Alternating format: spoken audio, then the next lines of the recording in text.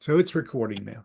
So again, I'm officer. Well, I'm retired officer Richard Lee. I worked for immigration for 20 years, um, and I do interviews on people who have basically been abused by their immigrant spouses in one form or another. They've been defrauded. They've been accused of really horrific things, and it happens quite often. And I'm trying to just share this with people. Uh, and I have today with me Christiane, and she has a story to tell. One of the things I would say, Christiane, is I do record these for educational purposes, and I just want to get your consent that it's okay to record these and post these on YouTube. Is that all right? Yes, All right. definitely. Sure. Super. All right. Well, great. Well, let's just start out with this. Now, you have a spouse from Cameroon. Is that right? Yes. And Yes. just give me a brief history. How long have you known this person? I have known this person since 2005. Since Um, 2000. yes. Okay. And you guys went to high school together, right? Yes, That the case? yes. We went to high school together. We dated briefly before I came to the United States for the first time in 2008. Okay. And so you came in 2008, and you became an immigrant to the United States Yes, I did. and got your status and became a U.S. Did you become a U.S. citizen, or are you still a permanent resident?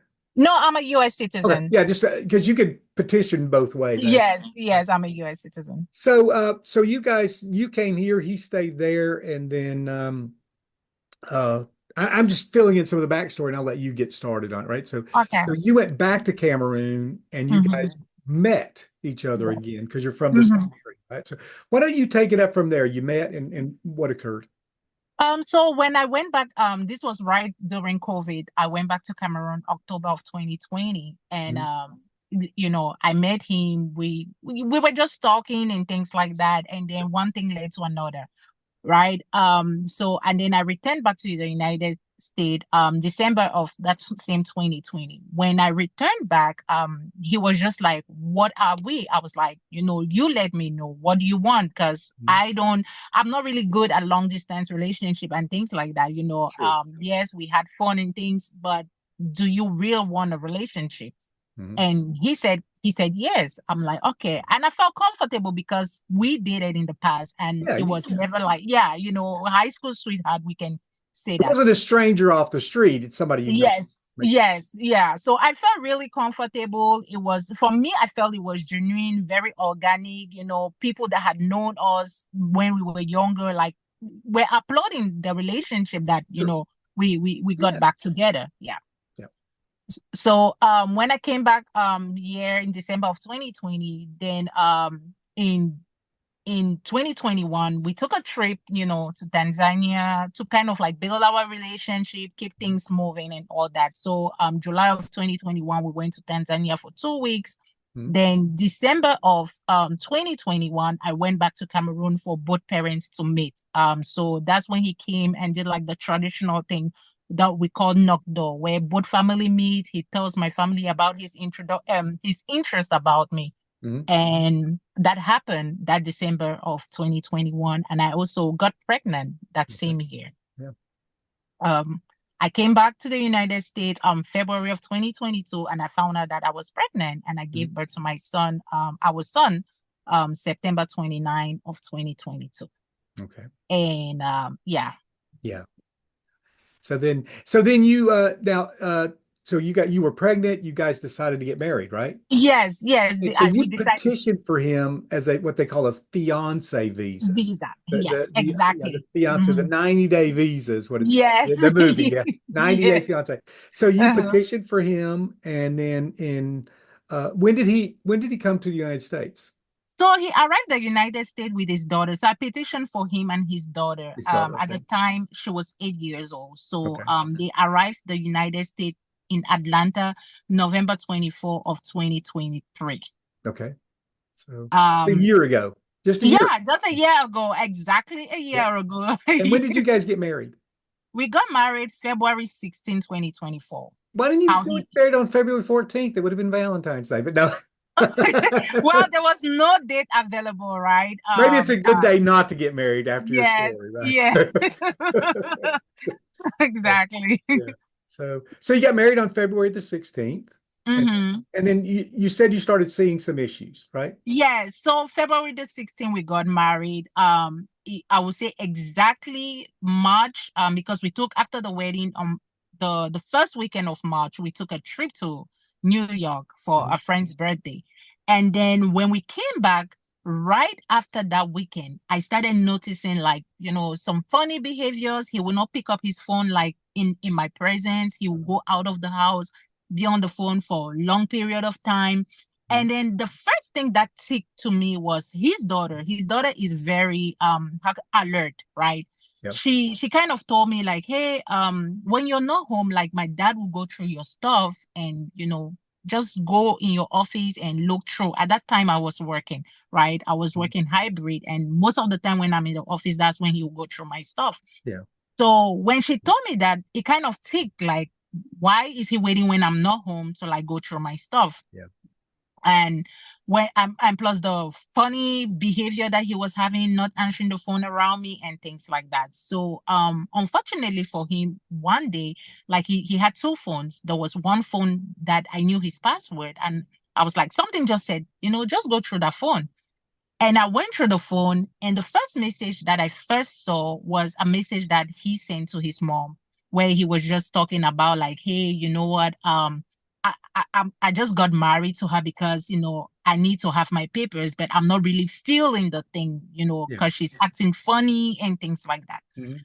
So when he said that, I read that message. Then I saw another message where he was talking to his friend, one of his male friends, where he's Mhm. kind of like, "Hey, that's him getting married to me was the only opportunity for him to get his papers and Mhm. and all that." So that kind of hurt me. But the message that really hurt me was a text message or a whole conversation that he was having with a girl back in Cameroon, Mhm. where the first thing he said that he kind of understand now that he truly loves her, and the girl was really upset like, hey, why you talking to me like this, because I can see on social media you're married, and then he's like, no, it's not really what you think about. I just did it to have my papers. Yes, we have a son together. And he made it seem like we were not living under the same roof, right? Yeah. That, hey, we just his daughter and our son live with me, but he has his own place. But then he's explaining to the girl, like, be patient, give me at least 2 years. I'll have my green card, which is my temporary green card, and then I can be able to, like, bring you over here in the United States. And Mhm. he was just explaining the entire process, Yeah. Now, did you right? get copies of that? Did you get any copies of I this thing? recorded it, Did I you? Okay. recorded it with my phone. As I was reading, I was recording. So I Okay. have it on record, Okay. where he was having this exchange with Okay. the lady. And I'm very impulsive. So right after I saw that, I had to like confront him. Like I couldn't hold it. Like, me also finding out that I was pregnant and all Yeah. that. So my emotions were just like all over the place. Yeah. And when I did confront him, he was like, "Oh no, it's not what you think about what you're thinking." I'm like, "What do you mean? Like, it's not what I'm thinking? Like, it's really obvious. Like, come on, Yeah. what is going on? Like, did you really just do all of this until we have two kids just to have your papers Yeah. and come to the United States?" And he kind of shut me out. So that was really devastating for me. Sure. I can imagine. Yeah, I can imagine. And so you found that out, and Mhm. that was in you said March, right? Yeah, that was in So, March. so then you talk about that you found a notebook that he had. What was the notebook about? Yeah, so I also found like a notebook where he had written all of these lies about me, how I'm abusing him, sending like I forced him to impregnate me. One, Mhm. I forced him to go out and do DoorDash with his daughter. Mhm. I provided him like a fake French ID, saying when we went to Tanzania, saying that if the day that he doesn't do as I want, when once he gets to the United States, I'm gonna use that on him. He also talked about how I used to leave him in the house with no food. And all of that was just funny and hurtful at the same time, Yeah. because like the French document that he's actually talking about, when you look at the date that it was made, because that's a document too that I found when he came here. I was like, where did you get this fake Oh, document? so you found a fake document, and then now he's Yes. trying to accuse you of creating. Yes, exactly. Yeah. So I'm like, when did you do this document? Because with the document, his picture is there, but it's our first son's name and then another person's name. I'm like, why did you make this document? So on the document itself, you can see that it was made a year after we had gone to Tanzania. So it doesn't even, Makes sense. make sense. Yeah. But I even brushed that. The other part of like door dashing, like never forced him. He was Yeah. just so impatient of staying at home and not doing anything that he would take my car and go do DoorDash because that was something that I used to do, like, for extra money. And I Yeah. used to like explain to him when he was in Cameroon, like, hey, this is what I do to have extra cash and things like that. So he started doing it. Yes, he was using my information, my account, but I never forced him to do that, right? Yeah. Yeah. Um, and even the part of like no food in the house, that was all fake. Where I just left one day when all of these problems started, and I went to New Jersey to visit family. And what he did was, this was his daughter who actually told me what happened. Mhm. He took out everything from the fridge and videotaped an empty Ah, fridge interesting. Yeah. Yeah. and sent it to his friend, Mhm. and his daughter was there. So she was the one who told me, like, hey, when you were not there, this is what dad did. Mm. Mm. Yeah. So he's So kind of setting you up, it looks like. That's what. exactly, So exactly. you guys now you stayed together from March until July, right? Yes, yes, And until then July. so you found that, and you said that he told you some stuff about VAWA, right? Mm-hmm. You Yeah. because you withdrew your I-130, well, not your I-130, but your adjustment for him and Yes. sponsorship, and he uh so you withdrew that, and he told you what did he tell you when you withdrew your sponsorship? So what had happened was he received a text message. Mhm. I think it was a friend of his that was following the case because Yeah. first, this is what happened was Mhm. when I found the text message between the lady and all that, he kind of came and he kind of apologized and all that, and I was like, I still kind of had that feeling like maybe he was genuine, right? Yeah. I'm a woman, I have emotion and things. Sure. So that was in March. In April, end of April, I still went ahead and sent his document to adjust his status because Mhm. then again I kind of felt bad for his daughter, like, Yeah. being in this entire Sure. mess.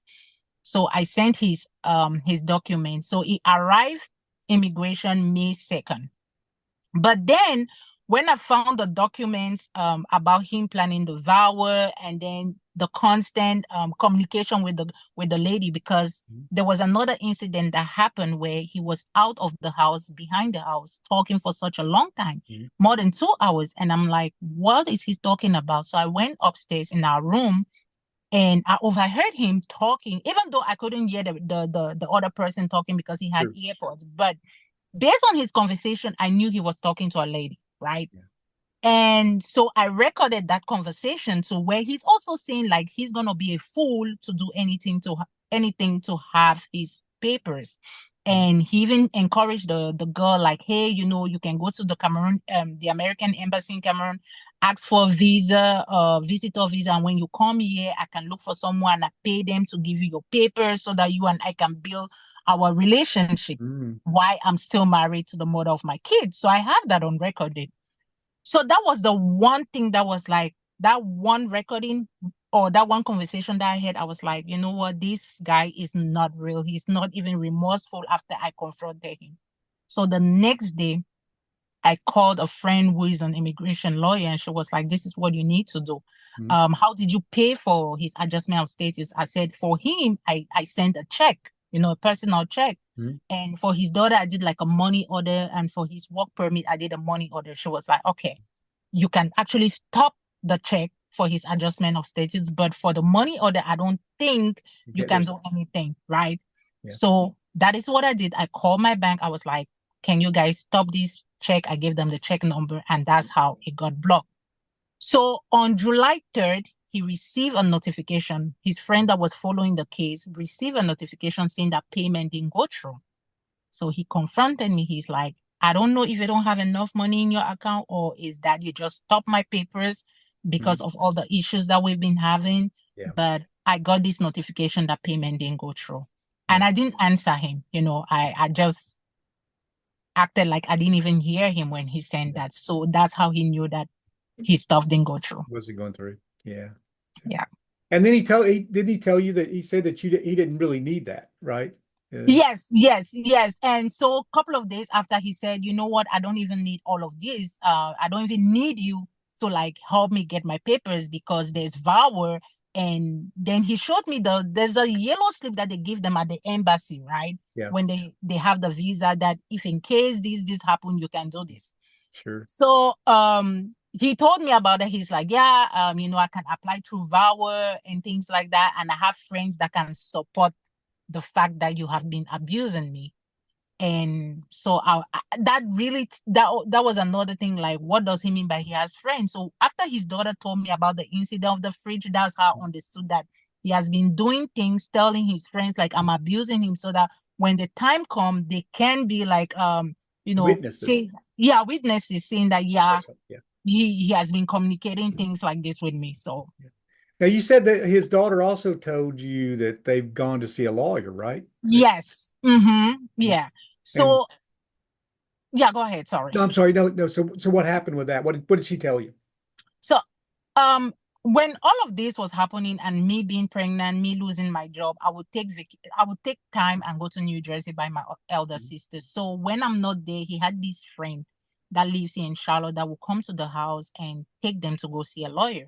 So she told me, hey, when you're not here, this uncle will come take us out to go see a lawyer. And before going there, my dad would tell me things to say. And I'm really scared because all of the things that my dad is telling me to say, it's not true, because you've been so nice and you love me so much. Mhm. And I'm really scared to go say these things and then you get you in trouble. So when she started that, I started recording her because I'm like, I need this as another proof, right? Good. Yeah. If I Yeah. go Yeah. to immigration. And then she told me how the dad told her, like, when they go to the lawyer, she should say, hey, there are times that they stay home, no food. I Mhm. force them to go out and work. If not, they cannot sleep in my house, things like that. And I asked her, like, okay, when you went to the lawyer, did the lawyer actually interview you? She's like, oh, no, luckily the lawyer didn't interview her. He was only talking to dad. Yeah. Right. And then she said she was really happy when the lawyer didn't ask her any question, but that everything her dad said were lies. Yeah. Yeah. That's what And you she told recorded me. all of that, right? Yes, Good. Very yes. good. That's good. Mhm. Now, did you now you said also that he sent you an email or something with all of your information, right? So Yes. he's got all your Hmm. private information. He said he's gonna. Now, what did he say he was gonna do with all your private information? And I recorded him too. That was right after the payment didn't go through. Mhm. One night I had come back home and he was waiting for me. He's like, oh, you know what? You're trying to block me from not progressing in this country. I can really hurt you. I have all of your information and you know how important your information is in this country. So Yeah. if he said, I can sell it to the Russians. I know so many groups on Facebook where I can push your information Yeah. and it's going to damage you, damage your credit. He's like, I don't have anything to lose. I'm not a citizen of this country. You have a lot to lose. So as he was talking, I was recording. He didn't even know I was recording him. Hmm. The next day, I went to the FBI office here in Charlotte and I reported. I'm like, this is what is going on. I don't know what he's going to do with my information, but this is what he said. And the next day, I received an email, unknown email, picture of my naturalization card, my driving license, my passport. The only thing that wasn't there was my social security, but he has my social security, right? Sure. Yeah. Yeah. So when I received that, I was like, wow. Okay. I also went to the police, but the police said they can't do nothing, right? But at least I went to the FBI office and I explained to them, Yeah. and At they least you explained. reported it. Did you? Yes, Yeah. yes. And did you send that? Did you send all of your information to USCIS? Have you kind of bundled this up and given it to USCIS? Yes, so in that same July, I went to the UICIS office out here and I spoke to an immigration officer. I explained Yeah. to her everything that was going on. And I'm like, I just want to pull my affidavit of support because this is not going to work. Like, this Yeah. marriage is fake. Like, he played me. And she gave me a form. I filled it out. She asked me the reason. On the form, he asked you a reason, and I Mhm. put the reasons, Yeah. and she asked me to send her those proof, which I did by email. But then Mhm. couple of weeks after that, couple of days after sending her the proof, she was like, because it's all in French, right?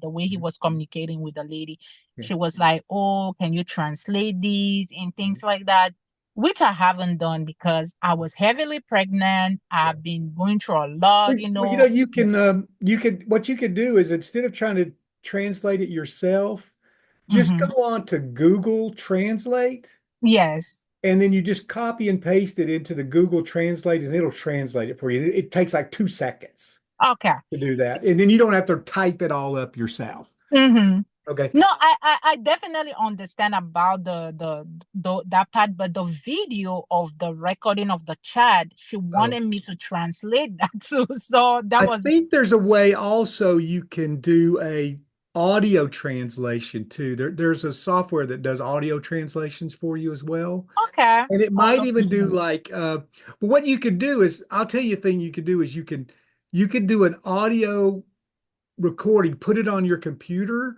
Mm-hmm. and then either it will translate it through text dictate or it'll translate it audio wise to you. So you could save, you know, Okay. because that and then the other side of that is that it's a third party translation instead of you. Even though Mm-hmm. it not may not be perfect, you could say, look, I didn't translate it myself because I was uncomfortable that you wouldn't believe me. I Yes. used X, Y, and Z to translate it instead of me doing it. So Okay. it's kind of an unbiased system on both of those. So for the text and just check on an audio translation for you. I mean, Okay. that Sure. might Perfect. work, you Okay. know. Perfect. Uh, I'll look into it though. yeah, it's and it should be fairly quick, so that's good. Mm-hmm. So you guys are still married, Yes. and Yes. are you planning to file for divorce or Yes, so in the state of Charlotte, of North with Carolina, I the, yeah, mean, you have to be separated a year and 1 day, right, okay, before you file for divorce. okay. What I would recommend that you at least do is to see if you can um make sure you take all of that in. They won't let you do an annulment most likely because you guys have No. children together. Mm-hmm. However, they can in the divorce decree, and I've seen this happen. I'm not guaranteeing it that sometimes they'll put language in the divorce that says that, hey, there was fraud involved, and he's clearly married you for fraudulent means or for deceptive means or something like that. Yes. If you could talk to your attorney about that. Now, a lot of attorneys don't want to do that, but just tell them, say, no, this is what I want. I want this evidence as part, I want this evidence as part of the O- records for the divorce. Okay. And you could All try right. that. So you got to wait. You guys have been separated since July. So you're looking Yes. at next July before you can. Next July. Next Well, July. are there exceptions to that rule? Like sometimes, like South Carolina has the same rule, but I think there are exceptions to deception or something like that. I'm not a lawyer, so you could double check that. So Yeah, I looked at it, if there was an exception, but it has to fall in certain categories, which I don't. okay, But I was also looking at doing the annulment because he moved to Texas, right? And okay, I think when I did my research, they were saying that I could also go over there and file yeah. and ask for annulment. So that's another thing that I'm kind of working on. Yeah, But I don't that's know. a. I would say, well, I would hope that you could get an annulment. There's nothing that says you can't. I just know Mhm. that it's a little bit of an uphill to have 2 children with him. That they Yes. don't want the children to be fatherless, is what they. Yes. No, I It definitely sounds. get And it. so No. I don't know how that works. Yeah, So you're in yeah. the process. You guys are separated. Have you Mm-hmm. had any more contact with him since you've separated, or Yeah, he sent me a text message like this month where he sent it was a threat, right? yeah? Where he's gonna hurt me, I will go mad, I will die, he will come and take his kids and things like that. So Make sure you that keep all of that. yes, Make sure yes. you give that to USCIS. Give that to Mm-hmm. It's okay. I'm sorry this happened to you. And how are you doing emotionally? Emotionally, I would say I'm getting better, right? Good. It was very rough for me, especially going through this pregnant, then losing Yeah. my job and things like that. Um, I yeah, like I wasn't sleeping, right? Yeah. I don't really want to say depression, but that's what my OB Yeah. said. Yeah, Sure. that I was going through postpartum depression and things. So I have a roller coaster, especially yesterday when I just thought about it 1 year when I thought like, hey, my life will be amazing, me going to pick up like, my husband and things like that. Yesterday it was rough. So I It's have my so, rough. I'm so sorry. Yeah, I'm sorry. That is, Yeah. yeah, that's terrible. Yeah. So, Um, uh, Well, I mean, you're not alone. And I mhm. hope you don't feel shame because this happens often and we don't know what people, we can't read minds. Yes. It's a sad day that we can't read minds and we don't know what Mhm. people are doing. I wish I could, Yeah. but I can't. But I'm hoping that things work out for you. Yeah. And do you have anything else you want to add, or is there anything else you can think of that might be of use? Yeah, definitely what you say. You don't know people, right? Yeah, I could never imagine in 100 years that someone that I thought I knew would do this. And so, especially for my kids, when I sit down and I look at both of my boys, I'm just like, how am I going to tell them tomorrow? Like, hey, I went through this with your dad, yeah, and him also saying these are not his kids. Like there were just so many things that he threw at me, and some days I just sit like that and I kind of blame myself, like, did I yeah, give myself too much to this person, yeah. or like where did I go wrong for such a thing to happen to me? I try not to break down a lot like I used to do in the past, because emotionally I'm really fighting so much in my mind right now, Yeah. and I need to be strong for my boys. I Yeah. need to be strong for myself, because if tomorrow I fall down, I pass away, what will happen to my kids, right? So I'm just trying to stay strong, and I will never encourage anyone, right? There may be some cases where you go, you meet people, you bring them here, you do Yeah. well, they love you, they genuine and things like that. Yeah. But I will never ever encourage anyone to go through what I've gone through, or invest themselves, because this is an investment. People It may is. not Oh, you think it spend a is lot of money. Yeah, it takes a yes. lot of money to bring someone Mhm. over here. Yes, And then yes. and then the cost can be extremely high. I mean, the affidavit of support, I'm seeing more and more people Mhm. get in trouble with that affidavit of support. Yes, yes, And yes. VAWA. VAWA is Mhm. just becoming the go-to. It's becoming the go-to for everyone. They're using Yes. it like crazy. And they're handing it out like ice cream from what I hear. Mm-hmm, mm-hmm. Yeah, It's and really dangerous. I see a lot of cases like that where people feel like the VAWA is the easiest thing, and Mhm. even him, he said it, like he's saying that, hey, I can go through VAWA, and my daughter, like I feel like he's using to his daughter, but she's like I said, she's alert and she know good from wrong. So Yeah.